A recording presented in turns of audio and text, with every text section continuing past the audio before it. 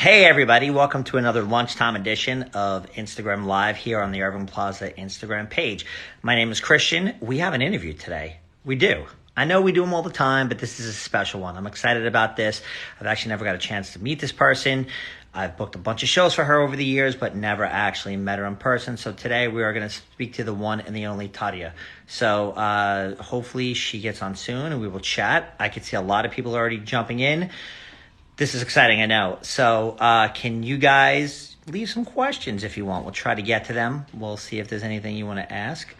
This is cool to wake up for. Yeah, where is everyone watching from? If you're watching from different parts of the world, leave your flags. That's cool. I always like when people do that. Leave the flag of where you're from. Let's see. Let's see where people are watching from all over the world. Let's see.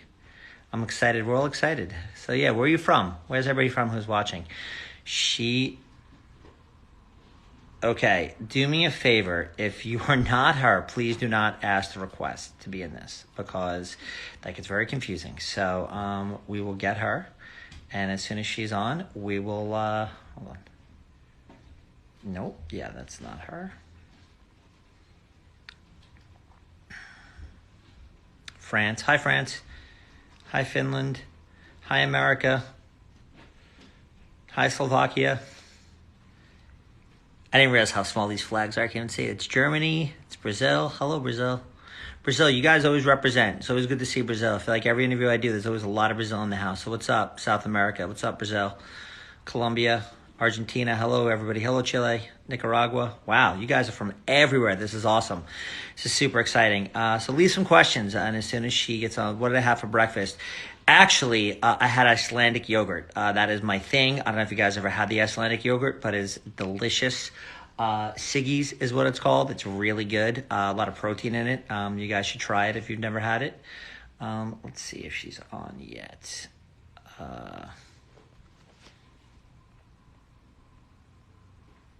Okay, she's here.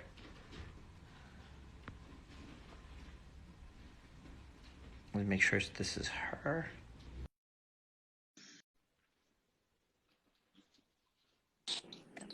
Hey. Hey, How are you? I am good. How are you? I'm very good. Thank you. Thank you so much. This is super exciting that you're here. So thank you for hanging out with us today. Thank you for having me. Pleasure. So you know what's funny is that when you do, have you done a lot of these Instagram lives yet? Have you done a lot of these? Yeah. Yes. So what's funny is that when we do these, anybody can so before you jump on, anybody can request to be in the video. And Yeah. there is about 20 fans that requested to be in the video that have that, but they're from everywhere. So I didn't know which one was you. So I was trying to figure out which one, because You like found somebody, me.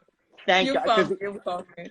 Can you imagine how Yeah. dumb I would have felt if it was like somebody in like some part of, and not you, and I would have been like, hi. Well, yeah. I have quite many fan web pages using my name or part of my name. So, but luckily you found me. I Yeah. did that. That's my fear, that one day I'm going to do that. I'm going to click on the wrong person, but Hey, life goes on. Yeah. it does go on. And you know what's cool? I you know this because obviously you play internationally, but there are people from literally every part of the world watching right now. We keep on seeing the flags, South America. It's so I cool. see a lot of flags and beautiful hearts, and yeah. Oh wow, nice comments. Very nice. That's cool. So how you been? How's quarantine? Oh, well, thank you for asking. I mean, it's a very strange time we are living through. I mean, seriously, I am currently living in Spain. Wow. In Marbella, Spain. I've been living here for the last, I think, 4 years now, and the COVID situation in Spain is pretty bad. It's getting again pretty bad, and to be honest, it's been so weird to be at home for such a long time. I'm a performing artist, so I'm so used to be on the road, and almost like eight months in a year. Even though I have a family, I am a mother, but it's been amazing on the other hand, to be with the family now and to really concentrate to be that mama I have always wanted to be, you know. But on the other hand, the work must continue and different ways. And so there is always something to do and plenty of things to do. But it's quite interesting what goes through your mind when you are put indoors in this way that you know, we artists, we are always on the edge of the waves or crushing the waves because we are independent. At least I am independent. I am doing my own business. So I always need to, I'm a fighter. I need to fight for my art. But when there is someone saying to that, you can't do your love, you can't continue working, you cannot. That is like, huh? This has not happened. And that's the toughest situation where I know many people can't really handle the pressure. I am thankfully, I'm okay. And I'm happy in this situation being, as I said, with my family, being in a safe place, filled with joy and love in every day. And I am healthy. That's the most important thing. Yeah. Sure. But it's not what I would choose for every day, you know, because I'm an artist. Oh, I agree. It's tough. You know, I live in New York, and I think we were in a similar situation to what Spain was like a few months ago, and it sounds like what's happening again. Yeah. Where we literally, I mean, I went through 3 weeks where I didn't leave my house at all. And, you know, and as adults, it's so hard to get used to that. Yes, you know, we like, went through 7 weeks. 7 weeks. Oh, man. I was weeping when I got to the, you know, we are living near the sea, quite near the sea. And I used to go out running. So believe me, in those 7 weeks, I was running indoors like crazy through my house or the garden and woo, like crazy. But when I saw the sea for the first time after those 7 weeks being indoors, I was like, oh my, what a beautiful world we have there to enjoy, you know. And it's almost like we took it for granted for so long, not realizing, you know, whenever you take something away for that long, whether it's the trees outside, seeing animals outside, performing shows, you don't realize how precious those things are until you don't have them in your life for an extended amount of time. Exactly. It is like that. And it's unfortunate that is like that. We are animals. I mean, we continue, we go in a tube and we work and we do and we maintain, but do we live really for real? Do we live? I know. I think everybody, you know, I'm a promoter, you're a performer. We're lucky. I always say we're the lucky ones, right? That we actually get to do what we love for a living. But it's still a job, you know, and there are some times where no matter how much we love it, you don't get a chance to relax and appreciate your surroundings and say, thank God, I'm so lucky for this. And one good thing about the quarantine is that it did, I think, in some ways, teach us a little bit of appreciation. Yeah, I hope so. At least I do hope so. Yeah.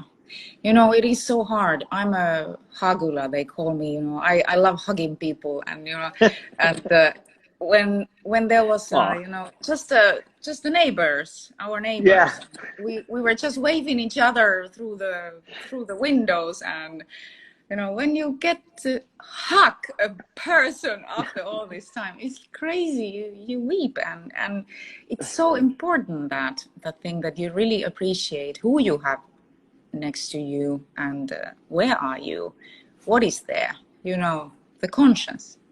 Yeah. And also too, as an artist, what is it like, because you're used to performing live and creating, how do you satisfy that, like when you're actually home for months at a time?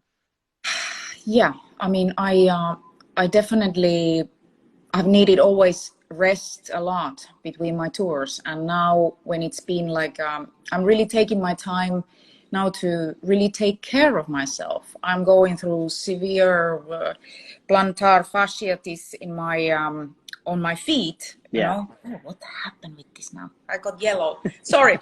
That's okay. It's working. That's all that matters. As long as like we don't stop, like we're good. Sun is shining here. Oh my God! I touched it. All right. Okay, we're back to no. We're good. Right. We're good.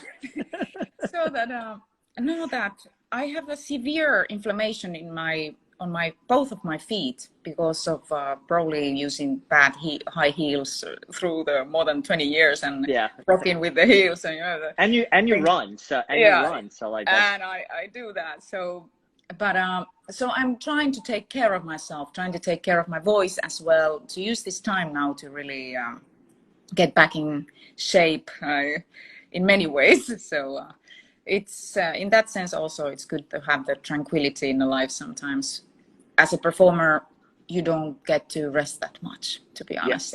It doesn't happen. It doesn't happen. You don't know how to do, like you said, you don't know what to do with yourself after a while. No, it's like a roller coaster, ups and downs, and you need to find a way. But older you get, better you take care, because the time that passes won't get it back, and that's how it is. But I can guarantee you that so many artists can agree with me that nowadays there are more artists or more performers, more musicians really taking care of themselves than before in rock and roll.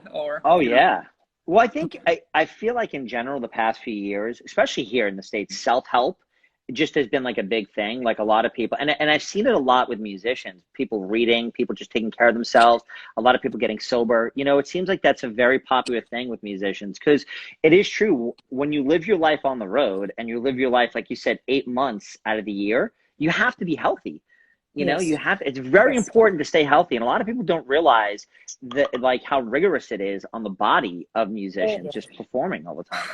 Only the traveling part, only that is already, takes a dime. It's really, really, really tough. No sleep schedule. No sleep. What is that?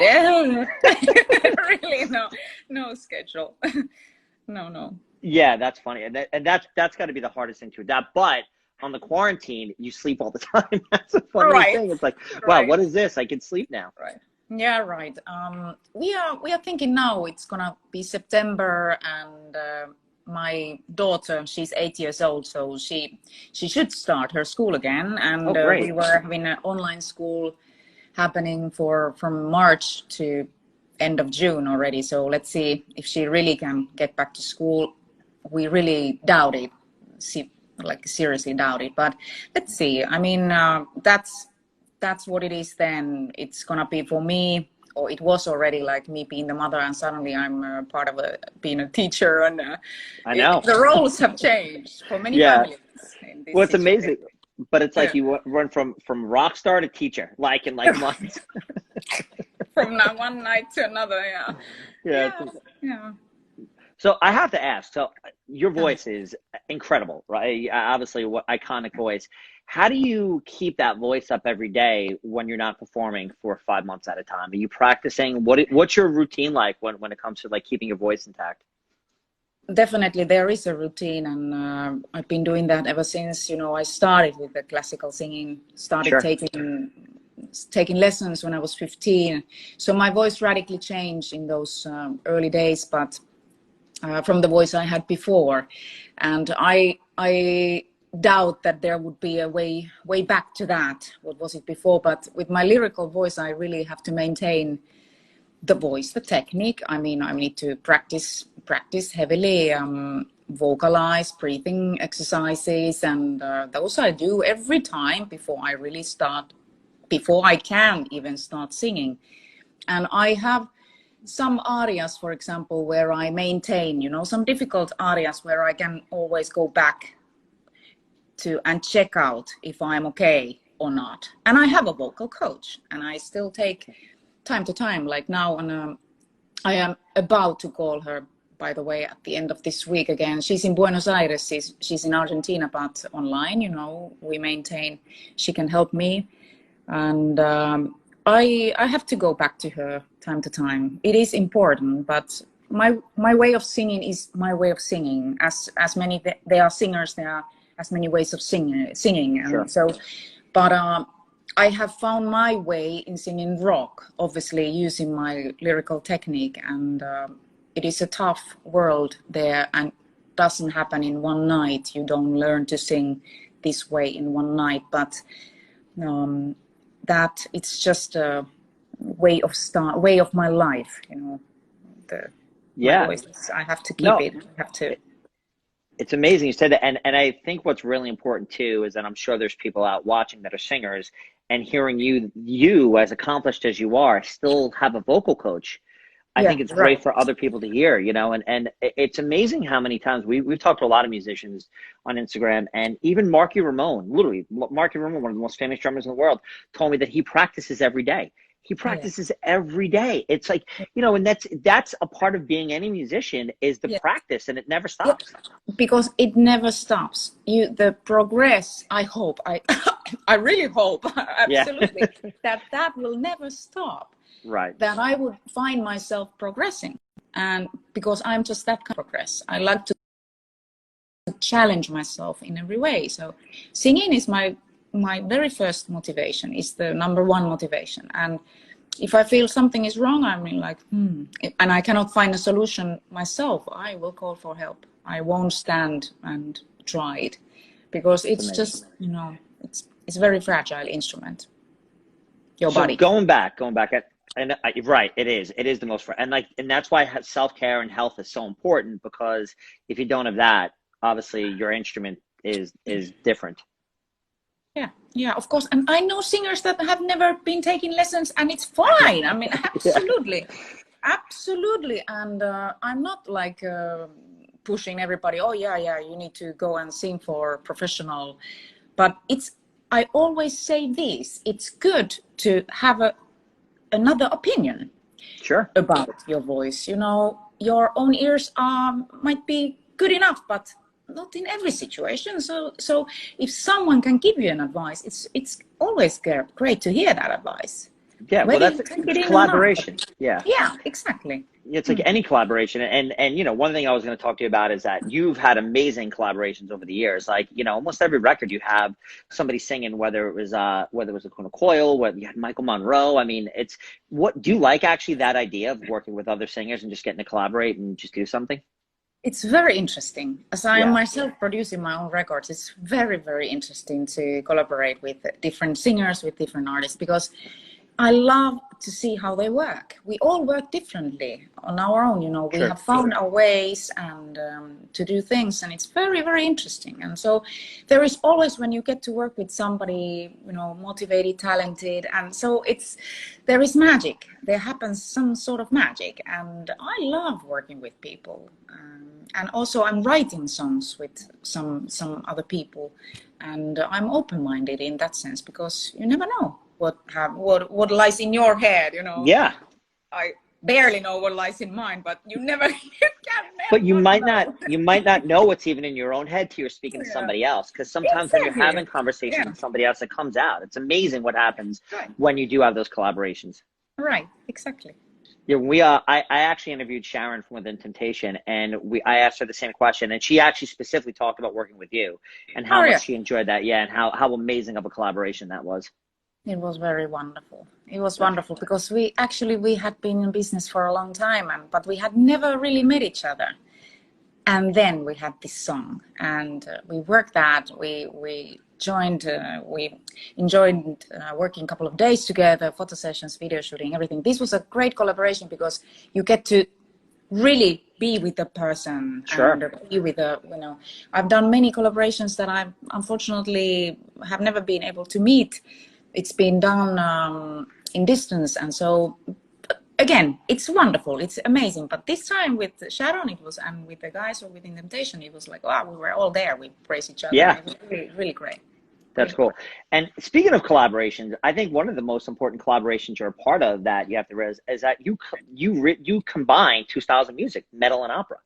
You know, Right. and it's amazing because it's so seamless. But I'm curious though, like, which was your first love? Was opera your first love, and just classical singing as when Yes, you were younger?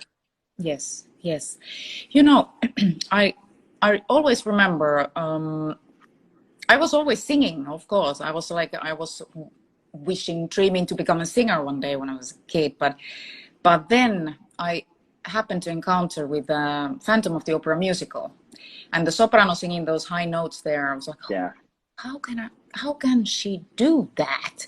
And so it kept on calling me and ringing, and so then I started to have like a little problems with my voice. I was singing some Whitney Houston songs, you know, and in the High. school Yeah, time, yeah, yeah. very high, Yeah, high. and then I'm like getting a sore throat and thinking, oh, well, this is not good. I mean, I don't know what to do, and so in the little village I was living, because in Finland, I mean, seriously, not a big city. I was born in a village of 500 inhabitants, okay, and the next city was having like more or less maybe 9,000-10,000 people living. So, but there was one vocal coach, Wow. and I got to have her as my teacher, and she was a lyrical singing teacher, and Wow. voila, she introduced me into classical singing, and I just completely went nuts about it. I loved it, because it was a kind of, it felt like an adventure in my whole body, how my voice got to change so rapidly, so it sounded so different, so drastically different than my voice that was before. Sure. So I was like, I want to know everything about this, but I was 15 at that time. And your voice is changing. When you're 15, you're finding your voice. You're literally finding your voice. Yeah. Literally, and you need to be very careful if you start that early. Yeah. That was the whole thing, that you can do a lot of damage if you start singing too high arias or too difficult things, that you really can make a damage. Yeah, and I think it's funny how many people, especially depending on what kind of music you play, but you start singing when you're young and you don't realize how important it is. And like you said, having a teacher, especially when you're singing something as complicated as classical and opera, it's really good to have that path, that Sherpa, that somebody that shows you how to do it. Very much. It is very dangerous if you try to do things without knowing. Yeah. I agree with that. And also too, though, what I find interesting is that one of the things we've been actually asking a lot of people during these interviews is about their teenage years, because I do feel like when you're a teenager, that's when you really, musically, that's when I think a lot of people fall in love with music, but also start listening to the music that really changes the rest of their life. Yes. Yeah. Right. I was as a teenager, you know, I was in a high school of arts, high school of music. But since I was really like, I started studying classical music, actually piano playing, when I was 6 years old. So I was very clear. My goal was clear. I want to become a musician since I was very, very little. And then it was only like I needed to go away from our hometown when I was 15, because there was no possibility to study. And so I said goodbye, my family, and I left. You know, Wow. like that. Very, very independent young girl, you know, willing to go with the flow with the music. I mean, Sure. It was always very clear. But yeah, it was amazing to share your musical taste with other kids that were also super talented and, you know, in all different ways. And those times, you know, you're a teenager, you're full of life, and you grow, but you don't understand too much. You are super emotional still, and Yeah. you know, all that. You know? But you're a sponge. You want to learn. When you're that young, you want to learn from other people, and it's great. Like we were talking about collaborations. When you're young, though, it's really important to like have those other influences in your life. You know, from other kids, what they're listening to, what they're playing, their instrument, etc. Yes, definitely. That's cool. That's awesome. So, what was your first introduction to heavy metal? When was the first time you actually actually remember listening? You know, the actual heavy metal. Those teenage times, the most heavy metal band I was. Oh my God! This is again. Are you seeing me? You look fine. I don't think it might be the sun in the back that might be doing it. It's dimming.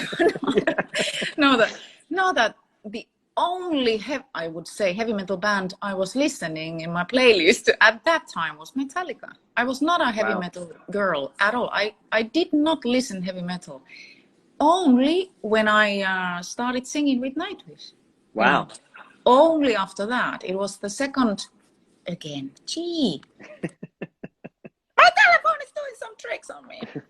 You know, that only Nightwish was the things, you know, one of the biggest challenges I could think of doing in my life or taking in my life, I joined the band, or we created Nightwish.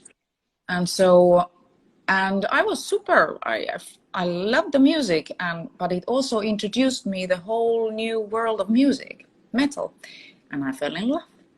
And that I have been telling the people so many times in life that, you know, listen, because there is just so much beautiful music around in this world. And that I try to also shock the people, you know, on my own now as a solo artist. On my records, if you listen to my records, there is just so much of orchestra in it, on some songs without any heavy metal guitars or band, and the others are super heavy. So that's what I'm saying. I am kind of vibrating or breaking all the rules, because what happened to me was a beautiful shock. I got to know so much about beautiful music that I did not, of course I knew that exists, but I was not familiar with. And that's amazing. It is cool. Yeah. And so, yeah, through those years, those first years singing with Nightwish, I got to meet a lot of beautiful artists, bands, and, you know, hang out with them in the festivals. And I was always very clear about my background. I was not a heavy metal girl. And, you know, but that's beautiful. It is, yeah. And you, but what's beautiful about it, what I love, is that your love of music was first and foremost. That's what, you know, the conjoining factor was the fact that you love music, even though you had an operatic classical background. Just the overall love of music is what you know, brought you to this band. And then, but it's also great when you actually play music that you might not know a lot about, because you're not going into it with expectations. That's when you create. You're creating something new. Your mind is free.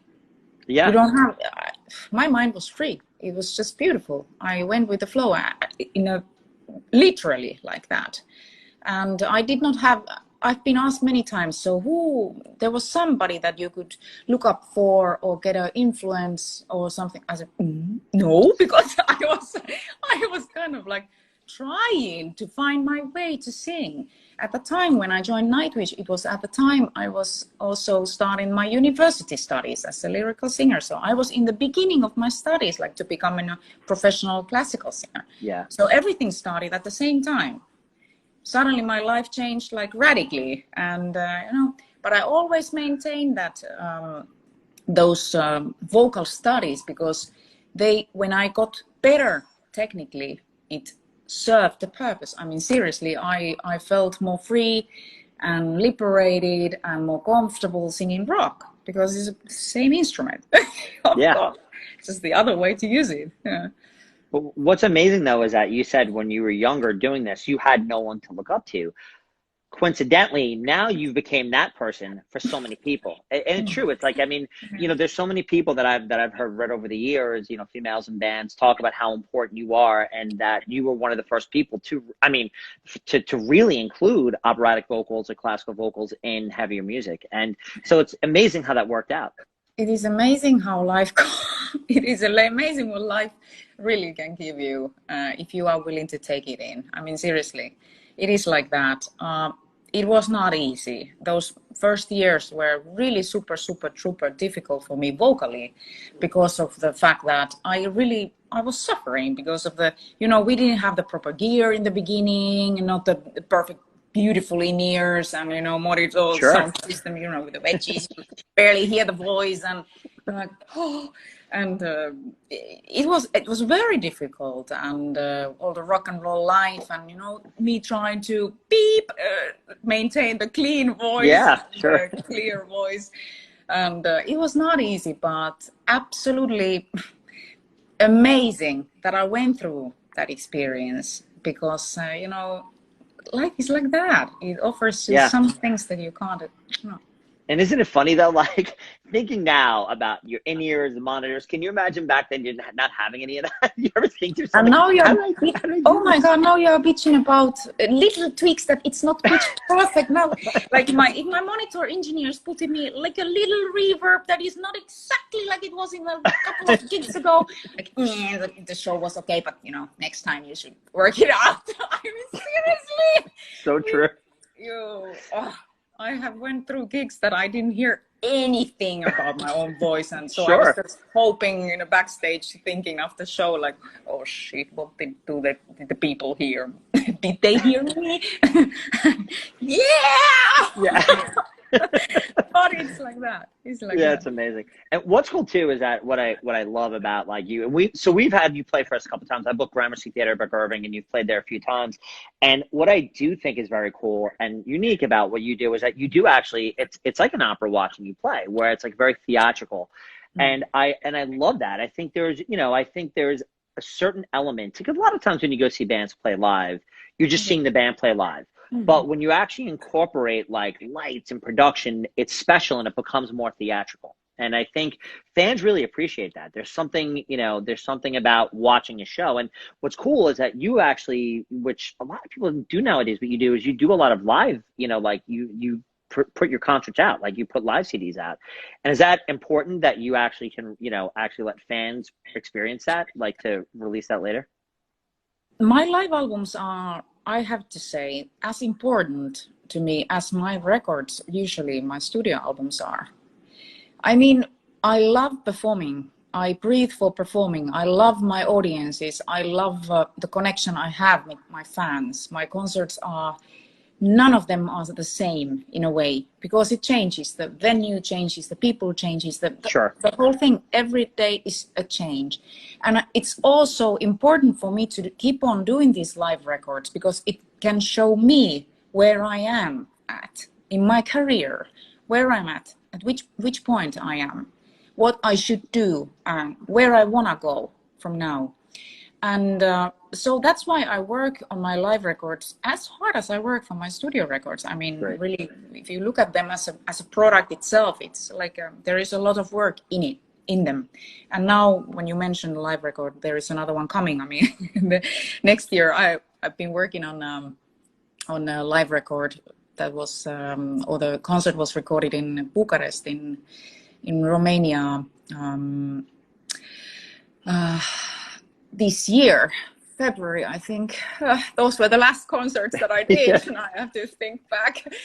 And that is going to be released, the Circus Live, because it was performed in a circus, like 360. So the band was in the middle, and it was really beautiful with the 16 musicians. And there was only a click track. Everything played live. We had strings. Amazing. 2 bass players, we had 3 guitar players, we had 2 drummers, everything beautiful. So I really enriched my life with those concerts before the quarantine. I've been working on that live release now, and it will see the day of light next year. That's great, because I love you said that, because that's your most authentic kind of music, is playing live. Yes. Like you can record, there's studio tricks, there's all sorts of things, but you don't get more authentic or more original when you actually hear a performance play live. And that's why I think live records are so incredible, because that's the authentic gift, like is the voice, is just the playing, the talent. There's no studio tricks, there's nothing, you're just actually hearing the way music was intended to be. Of course, and it, especially in these couple of concerts that I did in February, it was like, for me, it was such a pleasure to gather around musicians I've been working with for such a long time, and some of them have been not working with me in the recent years, but I brought them back, and it was like a family united, nice union again, and to have these guys there around in 360, so I can see them. I was sometimes having a back on the audience and just looking at my band, there with me, everybody smiling, everybody rocking, everybody having a great time. That's about the music. That's the magic of us creating, and beautiful. Well, when you know what, actually, I never thought, and I'm so glad you're saying this. And I'll talk business with your people later, but we actually have a beautiful 360 theater on Long Island. That is one of the only ones it's one of the only ones, there's, I think 2 or 3 in the States, but it's called Westbury. It's been there forever. It's in the round. It's like the stage is in the round and the audience is around. So it'd be amazing if you did something like that in the States. Yeah, that is amazing, because I was running around, behind the band and the people, and everybody was like joining that, and it would sound like a chaos, but it was not a chaos. It was beautiful, controlled, beautiful. There's something about that. Yeah, there's something about that when you actually can see everybody play at once. Because I think we have this idea that a band should be the drummer in the back, speakers on the side, everybody up front. But when you actually get to see everybody playing the round, you're seeing every part of the machine work. Yes, exactly. You can see the drummer taking the towel and the drink, and and what is going on there. And people are everywhere. There is nothing to hide. There is nothing, absolutely nothing to hide. And that was fantastic. I would have loved to have the circus, going like around and around, but too many cables and it was impossible. Because actually that venue is used for circus, for real. So that's were cool. backstage, there were the horses and, oh yeah, this for real. That's really funny. It was really nice. But, so your tour, were you on tour in March when everything, because I know you had a couple of dates, like I think Paris and that it was the middle of the Raw tour when this happened, when COVID happened. Yeah, definitely. We were on tour. We were in Marseille, and I had to send everybody with a milk train back home. I mean, we had all the production done. We were ready for sound checking, and then the announcement came. Like really, seriously, ready for sound check. And you were sound check. Wow. So that's how it happened. Fans were waiting at the door already, and it was like, okay, no, you cannot perform. Isn't it? It's here too. It happened. It was so quick. It was like literally like we had postponed. Like me personally, I had 46 shows that I postponed in a day, and it's amazing how fast it happened. And literally, we found out watching TV. It wasn't even like we got a call from like the mayor's office. We literally found out watching TV that all concerts had to be postponed or canceled. Wow. Yeah. Well, that's heavy. I mean. Insane. Can you imagine? But you lived it. I mean, we all lived it, right? Like, can you all the stories that we all have coming out, and the fact that you were in sound check and found out, like that's the worst. Of course we were aware of this. We were super careful. I had to, keep some. We had our hand sanitizers. We were super careful. But luckily, traveling in Europe, you travel with the nightliners. So we were with the crew, our crew, everybody together. So we could maintain already the distance. So we were doing the shows until we could. And then it was like very sad goodbye. I mean, obviously, very sad goodbye, and until we meet again. And my situation is this: I would love to do some live streams, for example. The fact is that my musicians are all living in different countries. Sure. All. Yeah. Some in States, many in Germany, Finland, everybody like disconnection. So how can I get my guys together? We really try. We try. But it doesn't depend on us necessarily. I mean, it depends on every country doing their decisions and making. Yeah, and that's what's been tough about, like we said before, just the idea of you not making your own decisions right now, having to like really rely on government or just rely on other people to, and you can't work. That's the weirdest thing, is that like I can't do my job because of this. That's the toughest. Yeah, I know it's tough. But I did see that you rescheduled the Raw dates for next year. Many tours actually, because many tours got postponed. So everything is planned for next year, but I know. Everything is postponed for next year. I still have in this year a Christmas tour planned for I was gonna ask about end of November and almost a complete month of December. But these are like more not classical but Christmas concerts. Sure. So but let's see. It's a tour going all around Europe, so let's see where we are. But it's like I have had to learn, like so many other people have needed to learn to live day by day. This is not what artists are used to do. Sure. We are used to live, make plans for months and months or even a year ahead of us. And, sometimes things happen that things are not occurring as they were planned. But hey, it's a plan. You can plan. Now you cannot. So you do the planning. Sure, you must. Because you don't want to end up having nothing when, everybody is doing their planning at the moment. But, and I think that's important for fans to hear. Because, when I look at, and I'm sure you feel the same way, when you look at, your Instagram or your socials, and when I look at ours, it's frustrating for fans. But Yeah, I think what's important for the fans to know, we know as much as they do. Like, to yeah, be honest, exactly. we really do. Exactly. You know, I was doing an Instagram live last week. Was it last week? For fans like this. I was Yeah, just putting a live Instagram, and then I was just checking out, right. requesting to join for fans. And oh my So goodness, that cool. was fantastic That's experience. super cool. They made me so super emotional. I mean, Yeah. because fans, like we artists, people, we are all in this. We are all in this together. We are this together. So I know my listeners are craving for the shows. They would love to jump and book their tickets for the next shows already, as much as I. So Yeah. it's exactly the same. But this is why it's amazing that you recorded all those live records, so the Yeah. people that can't see you can Yeah, just of listen to course. the live record. I mean, no, it's Of not the course. same thing, but it's pretty close. It's Still gets closer. Yeah. yeah, it was great. Well, thank you so much. This has been fantastic. I really appreciate you hanging out with us. And like, I've been a fan for a long time, and I've never met you, and I've done shows for you, and I've never got a chance to say hi. So thank you so much for hanging out and with us. Thank you so much for having me. Pleasure Yeah, talking with you. yeah. And And I you, can't wait to come back.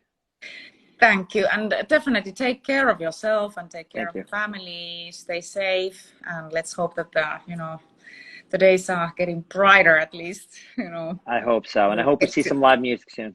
exactly, we get to Yeah, rock again. yeah. Happen. Well, thanks a lot. Have a great day. Thanks. Thank you, you too. Okay, we'll see you Bye. soon. Thank you. Ciao, ciao. See ya. That was awesome. Wow, that was really good.